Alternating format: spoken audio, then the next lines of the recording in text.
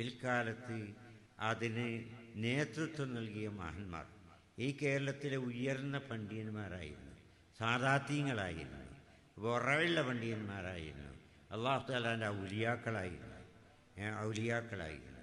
അങ്ങനെയുള്ള മഹാന്മാരാണ് ഈ ഒരു നൂറ്റാണ്ട് തികയാൻ പോകുന്ന ഈ മഹത്തായ സമസ്തക്ക് ഓരോ കാലങ്ങളിലും നേതൃത്വം നൽകിയത്. ആ മുശാവറ മെമ്പർമാരും അങ്ങനെ തന്നെയായിരിക്കണം. അങ്ങനെ ആ മഹാന്മാരുടെ കൈകളിലൂടെയാണ് ഇത് ഇവിടെ നമ്മുടെ കൈകളിലേക്ക് എത്തിച്ച് തന്നിട്ടുള്ളത്. എല്ലാ കാലത്തും ഈ നേതാക്കളെ സംബന്ധിച്ച് ഓല് പോരാ എന്ന് പറയുന്നൊരു സ്വഭാവം ഉണ്ടായിരുന്നു. ഇപ്പോഴും തന്നെ ചില ആളുകൾക്ക് ആ സ്വഭാവം ഉണ്ടല്ലോ. അതായത് സമസ്തക്ക് കുഴപ്പമൊന്നുമില്ല, പക്ഷേ അവൻ്റെ ഡ്രൈവർമാർ പോരാന്നപ്പോൾ. സമസ്തക്ക് കുഴപ്പമില്ല, സമസ്തയുടെ ഡ്രൈവർമാർ പോരാ. ഇതാണ്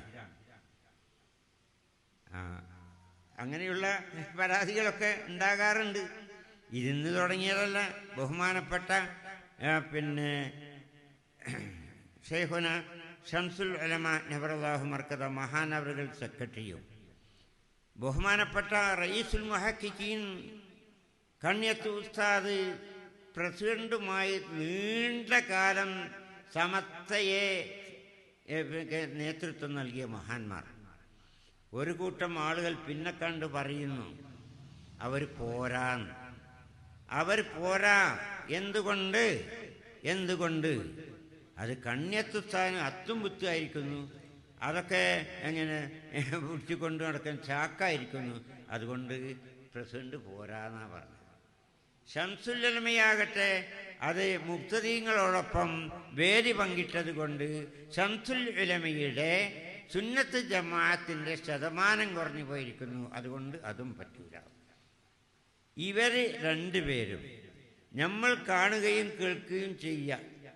ഈ മഹത്തുക്കൾ അവരുടെ കാലിൻ്റെ അടിയിലുള്ള അതിന് പോലും കഴിവില്ലാത്ത ആളുകൾ അവരാണ് അതേ സംബന്ധിച്ച് സംസാരിച്ചത് എന്ന് പറയുമ്പോൾ നമ്മൾക്ക് വേദന ഉണ്ടാവുമല്ലോ. ഇതുപോലെ തന്നെയാണ് ഇന്നത്തെ പ്രസിഡന്റും സെക്രട്ടറിയും ഖജാൻജിയൊക്കെ അടക്കമുള്ളതായിരിക്കുന്ന സമസ്തയുടെ നേതാക്കൾ. ആ സമസ്തയുടെ നേതാക്കൾ അവർക്ക് ഡ്രൈവിങ് അറിയില്ല, ഓരോ ഡ്രൈവിങ് പോരാന്നാ പറയുന്നത്. അതുപോലെ തന്നെ അവരുടെ ആ പഴഞ്ചത്വം, അത് ആ ശൈലി ഒന്ന് മാറണം.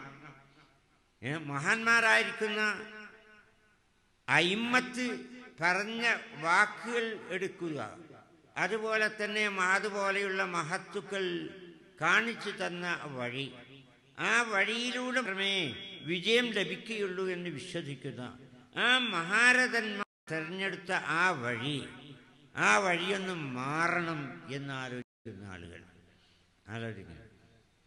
അങ്ങനെയുള്ളൊരു കാലഘട്ടത്തിലാണ് നമ്മൾ ഇപ്പം മാറി. എന്നിട്ട് എന്തായി കോലം എന്നുള്ളത് ഇൻഷാ അല്ലാഹ് അറിയുന്ന ആളുകൾക്കറിയും. കോലം ശൈലി മാറ്റിയല്ലോ, ശൈലി മാറണമെന്നാണ്, ശൈലി മാറ്റി. ആ ശൈലി മാറ്റിയതിൻ്റെ കോലം ഇപ്പോൾ നമ്മൾ കണ്ടു. ഏതായിരുന്നാലും നമ്മൾ മനസ്സിലാക്കേണ്ടത് ഇങ്ങനെയൊക്കെ പ്രശ്നങ്ങളുണ്ടാകും. ഈ പ്രശ്നങ്ങൾ ഉണ്ടാകുമ്പോൾ അത് നമ്മൾ ചെയ്യേണ്ടത് എന്താ, നമ്മളെ ബാധ്യത എന്താ? സമസ്ത അത് അള്ളാഹുവിൻ്റെ ദീനിൻ്റെ ഒരു സംവിധാനമാണ്. ഈ ദീൻ അവിടെ നിലനിർത്തിയത്, കേരളത്തിൽ ഇത്ര ദീനി ചൈതന്യത്തെ ഉണ്ടാക്കി തീർത്തത് അത് സമസ്തയാണ്. അതിൻ്റെ ഒപ്പം നിൽക്കുക. പ്രശ്നങ്ങൾ വരുമ്പോൾ, പ്രതിസന്ധികൾ വരുമ്പോൾ നമ്മൾ വിട്ടുനിൽക്കുകയല്ല, നമ്മൾ കണ്ടില്ല എന്ന് നടിക്കലല്ല. നേരെ മറിച്ച് നമുക്ക് സംസാരിക്കാനോ അല്ലെങ്കിൽ സാമ്പത്തികമോ അല്ലെങ്കിൽ പ്രവർത്തനമോ എന്താണ് നമുക്ക് കഴിയുന്നത് എങ്കിൽ പരമാവധി സഹായം ആ സമയത്തെ നിലനിർത്തുന്നതിലും അതിനെ വളർത്തുന്നതിലും നാം നൽകേണ്ടതുണ്ട്. അതാണ് നമ്മുടെ ബാധ്യത. പൂർവികർ കാണിച്ചു തന്നതും അത് തന്നെയാണ്. അല്ലാഹു സുബ്ഹാനഹു വ തആല മഹാന്മാരുടെ വഴി, ആ വഴിയിലൂടെ സഞ്ചരിക്കാനുള്ള തൗഫീഖ് നൽകി അനുഗ്രഹിക്കുമാറാകട്ടെ.